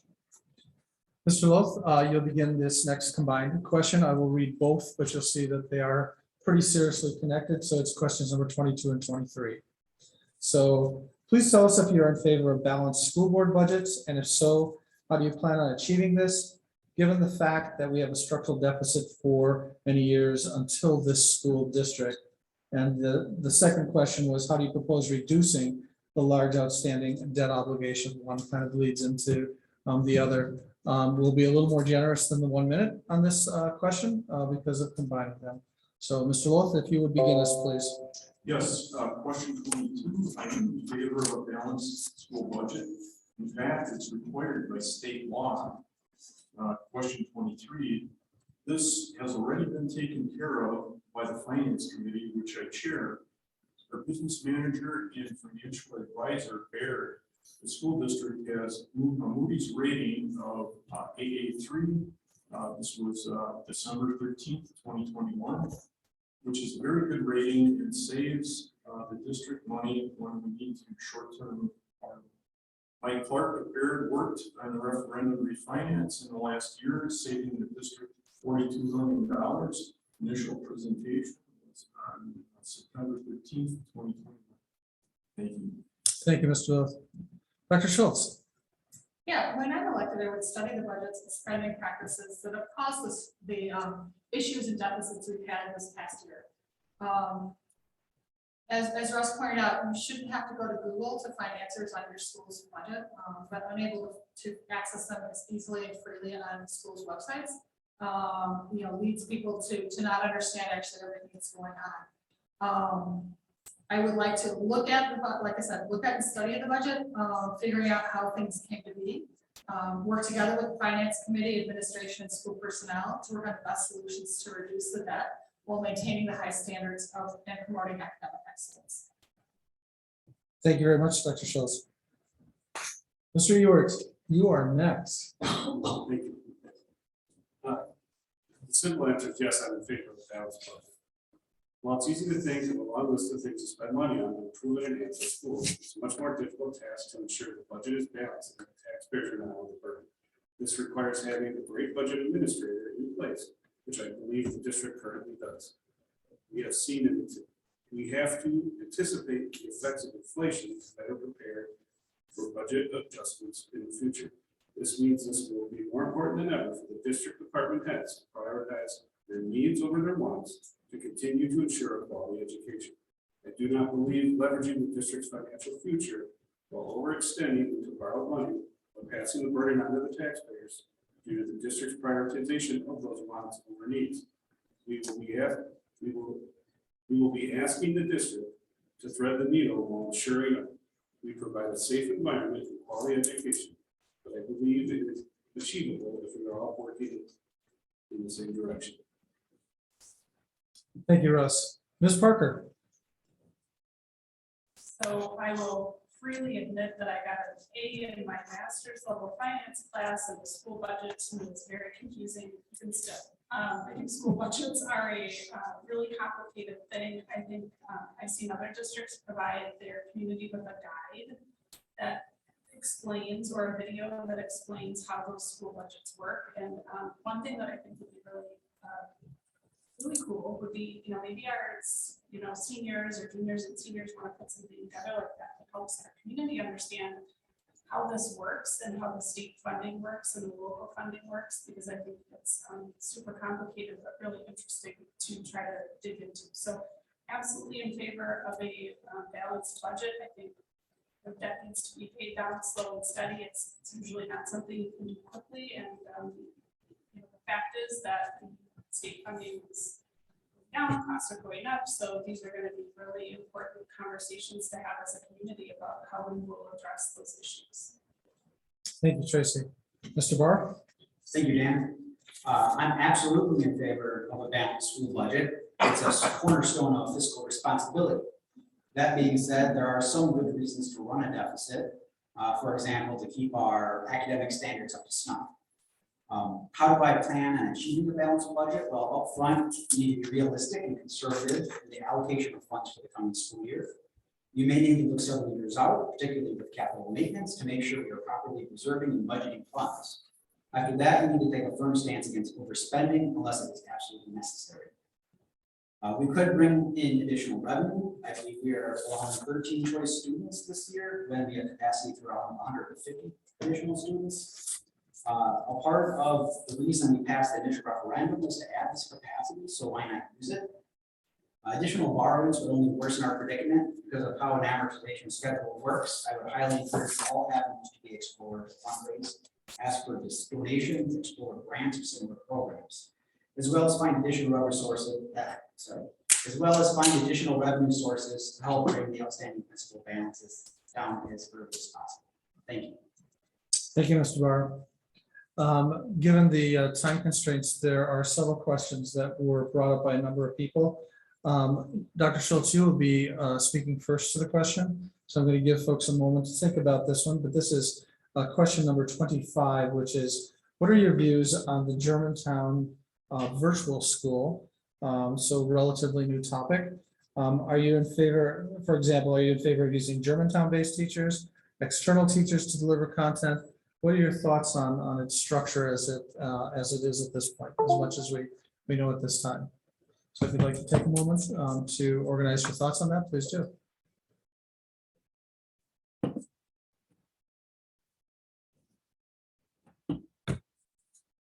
Starts with me.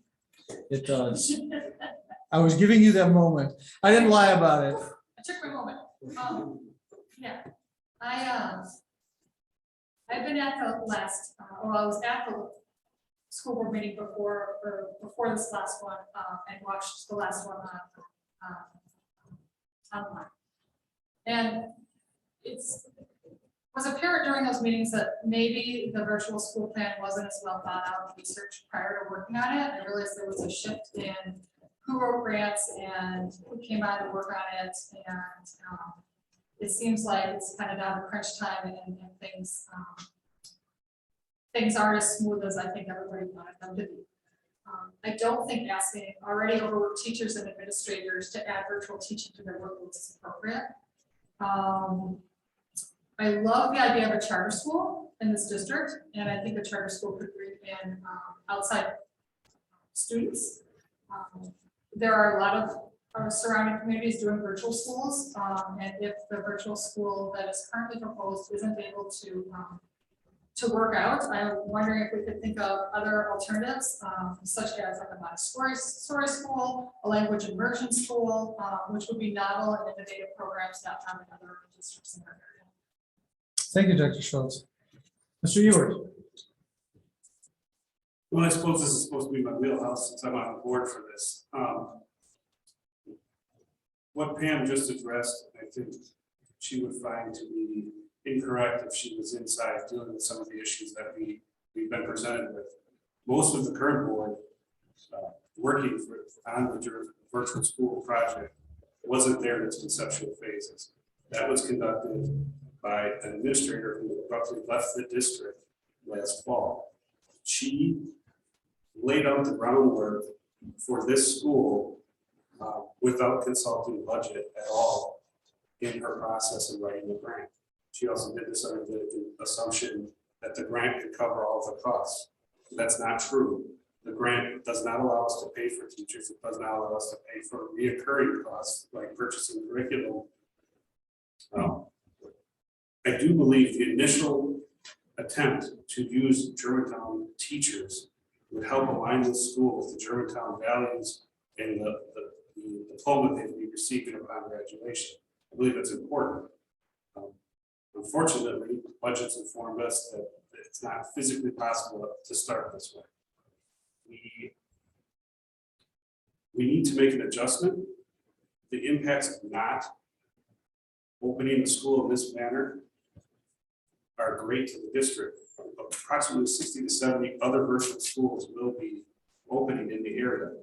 And set up as a charter school, they are able to siphon students off from anywhere in the state to participate in that. If we lose students to those other virtual schools, it's going to have a financial impact on our school. Starting it with virtual teachers is a good first step, and we can progress it as a budget will go, as it proves itself financially viable. And that's the current contract is set up to allow that adjustment as it goes and it proves itself to not be a burden financially to the district. Thank you, Russ. Ms. Parker? Yeah, so I had a child who attended Keel's virtual school for a semester.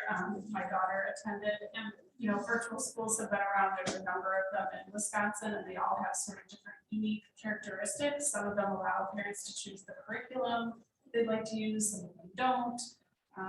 So there's a lot of different pros and cons. I guess where I'm at on the virtual schools, I still have questions about the viability of it.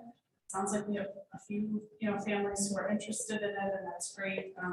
It seems like it may be sort of rushed at this time. I don't believe that current teachers, I could be wrong, but I don't believe that they would want to teach online courses where you have to switch modalities into sort of that asynchronous teaching, where students needing to pop in for questions and things while I'm in class with my in-person students. So I think that would be really challenging. Like Pam, I guess I would like to know what other options were considered. I love the idea of a language immersion or a Montessori or some other kind of school like that no other districts around here have and offer. But I really appreciate all the hard work that's done and Russ and others have put into it. So I hate to see it squashed, but I also still have a lot of other questions about how it would work. Thank you, Ms. Parker. Mr. Barr? Thank you, Dan. In concept, I think that a virtual school is a good idea. It would have to be well executed, have sufficient demand, and not be an expense to our district. If it's using external teachers, however, I don't really see the purpose. Plenty of things like that already exist. They would have to use district staff, which are currently at capacity. So additional staff need to be hired, and that comes at a cost that needs to be offset by demand and revenue. In general, I think virtual and hybrid learning can be effective. Maybe not for every student, but it definitely has its applications. Thank you. Thank you, Mr. Barr. Mr. Loth, you get to wrap us up on this question, and then I want to also direct the panel that as I watch the clock for you, to make sure there's enough time for your closing comments, we will be taking question number 26 regarding a new referendum as the final question for the panel this evening before closing comments. So Mr. Loth, if you could wrap up the previous question regarding the virtual schools. Sure. The Germantown Virtual School, GSB, GBS, is a great opportunity for our school district, and I support it. I'm in favor of using internal or external teachers to deliver virtual content. I'm in favor of using Germantown teachers for any classes a GBS student chooses to take in person. Tech ed classes come to mind here.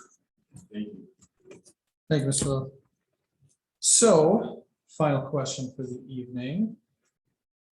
Would you support a new referendum to fix the aging buildings and systems not covered under the previous referendum for the school district? Mr. Ewert?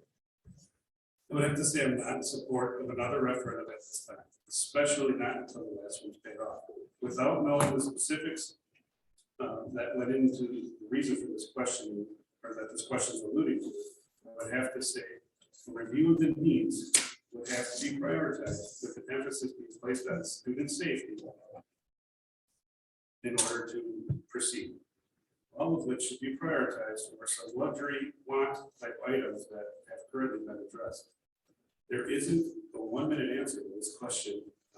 I would actively look to involve myself in an audit and prioritization of these issues as they present. Thank you, Mr. Ewert. Tracy Parker? So I would, like Russ, need to know a little bit more and understand what the issues were that need to be addressed, that weren't addressed with the first referendum. And I guess, importantly, we need to speak to the community about how they feel about a referendum and the severity of the issues that weren't addressed. But really, as these buildings age, we need to kind of stay on top of that maintenance so that we're not in a place where the cost to fix things goes up because we need to further maintenance. Thank you, Ms. Barker. Mr. Barr? Thanks, Dan. In the short term, no. I think we need to use other resources to prevent our aging buildings from deteriorating further and address our other system issues. We already have our hands full tackling the previous referendum. There was a gross miscalculation on cost and allocation of funds resulting in overruns in excess of $20 million. The school district had to take on significant bank debt with expensive wasteful interest payments. Instead of being forced to pay the bank interest, these taxpayer dollars could have been used for more worthy causes, such as improving our quality of education. Comparing our district to the state, we are well above average borrowings. We're well above average borrowings, and I would argue that we are already over our debt capacity. Thank you. Mr. Lowe? I would not support another referendum until the current referendum is paid off. The premise of this question, however, is wrong. Our buildings are in very good repair and well maintained with the budget we have. All buildings age. It is up to the district to spend money to make repairs of items that wear out with non-use. The building committee and other facilities staff the building committee and our facilities staff have been doing a great job. Thank you, Michael. Dr. Schultz, if you would wrap up this question for us. I could do the short way and say I agree with everybody. I don't think the community would support another referendum. There are maybe aging issues going on. All buildings do age. I think the most important thing is to look at and look ahead at issues that may be coming up and make sure that we look at the best long-term cost-effective options to fix these issues and work to improve the aging issues as they come up in a stepwise fashion. Thank you, Dr. Schultz. Well, we're at the closing comments. Or do you want to go? We can go for another hour. I have a few more questions. No, we're going to go to the closing comments and then some thank yous after we complete that. Russ, I'm going to turn it over to you for your closing comments. I would like to start by thanking everyone for this opportunity to address the community in this matter. Been an interesting process running for this position, and with my 17 years of service in law enforcement, it's the first job interview I've taken in that time. So it's been very interesting. But I started where most cops feel most comfortable, engaging citizens in a one-on-one interaction. I've done this through multiple listening sessions and will continue to do this through multiple listening and meeting sessions as we go forward. I believe they're imperative for us to understand what the community truly wants. I've seen topics addressed at the school board meetings, and in these sessions, topics have come out of left field that haven't been addressed in the session or at the meetings. I've enjoyed that process of engaging the community in that manner, and I look forward to continuing to do that. I also like to take the time to thank my wife for her support and my children for their patience and missing their father, and a lot of late nights spent on working for this community and hoping I have your vote to continue to do that moving forward. Thank you. Ms. Parker. So I just want to thank you for hosting us, and thanks to everyone who is in attendance or who will listen to this recording later. I want to thank my fellow candidates for their service to the district and their energy in this campaign. And I just want to say I'm here tonight because nothing matters more to me than my children, and in fact all children in this district matter to me quite a bit. Like me, there's so many caring people in this community. There's so many caring educators here. And we're all committed to, putting in the hard work to help make this district the best that it can be. The world is changing really, really quickly. And so my goal as part of the school board would be to, help the district be more nimble in its decision-making and adapt to change and help these kids get prepared for this future that's coming so quickly. Part of my vision is that Germantown provides a safe and positive environment for students to grow and learn and become critical thinkers and have that lifelong passion for learning. So achieving this is possible if we all work together, and that's why I'm here. So thank you for having me. Thank you very much, Tracy. Mr. Barr. Thanks, Dan. And this time, really, thank you, Dan, for moderating this. You need to proceed for lending you our services. Also, thank you to the Chamber of Commerce, to Lynn Gervich, as well as Gillette Kirkhan, especially to Gillette for holding up an item for like 2 hours. It's got a great- Battery's dead. Oh, the battery died. I'm worried about her being able to drive home. I got it. Great. Thanks to everyone in attendance and those who submitted questions. Caring community members such as yourself are the reason Germantown is a great place to live. Through our dialogue today, I hope I was able to impress on you that I intend to take an open-minded, well-thought-out, and researched approach to effectively tackle the obstacles the Germantown School District encounters, and that my background embodies Germantown and all of its greatness. I intend to use that background to retain and attract the best personnel and experts to positions within the school district. I believe that being an advocate for these experts and providing them with the training and resources necessary to maximize their effectiveness is the best approach to educating their youth. You can find out more about me on my webpage. I actually have printed out my URL for anybody who can still see this was on recording. It is also, you can find it at facebook.com/AdamBarr2022. Otherwise, if you simply search that in Google or Facebook, it'll also come up. Thank you. Thank you, Adam. Mr. Loth. I am Michael Loth of Germantown, Wisconsin. I am running for the Germantown School Board, seat 6 at large, and the election is on April 5th, 2022. Marxism and communism are failed systems where every person has equity. Everyone is the same and every person is poor. It's because the people do not have liberty. I want our students to know the difference between Marxism, communism, and capitalism. Capitalism is a free market system that has not failed. I want our students to graduate understanding the capitalist system. I want our students to go out into the world knowing the sky is the limit. Germantown doesn't teach Common Core, but all of our new textbooks are tainted with it. We have a big challenge in front of us. I am Michael Loth, and I'm running for the Germantown School Board, seat 6 at large. Please check out my website at vote.michaelloth.com. Michael, thank you very much. Dr. Schultz, you get the final word. Again, echoing everybody else, I want to thank the chamber for allowing us to participate in this forum. It's been a great opportunity to get our messages across. I'm an invested stakeholder in our schools. I believe that public schools should be providing a well-rounded education to all students to develop critical thinkers who will succeed in whatever they do. I'm excited to make positive changes in the school as a member of the board. As a board member, I will respect the processes that have been developed and not discount results which come from these processes. I will bring students into the focus. I will work to make informed decisions. I believe the board should make decisions without biases and preconceived agendas. Politics, political agendas, and personal beliefs shouldn't play a role in board decisions and policies. The board needs to listen to all sides and of issues and topics and make informed decisions with the needs of the students in mind. I want to see Germantown schools be the best and produce graduates who will be successful leaders, good citizens, happy and confident, and make the world a better place. Thank you very much, Dr. Schultz. Couple of thank yous. First of all, I'm going to echo the thank you to the Germantown Chamber of Commerce. They do put a lot of work into these kinds of events, don't just happen.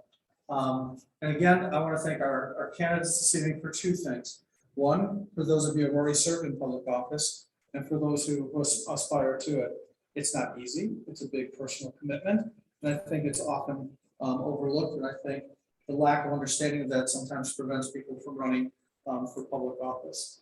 And I most of course want to thank you folks for being here today, and for the people from both the school district and the village of Germantown who truly submitted a plethora of amazing questions from which to select for this evening. So I think the the questions that people submitted really represented a very broad spectrum of topics and questions that people found as issues for themselves right now, for where Germantown is and where the school district is at this point. So can't thank you enough. A round of applause for our candidates. I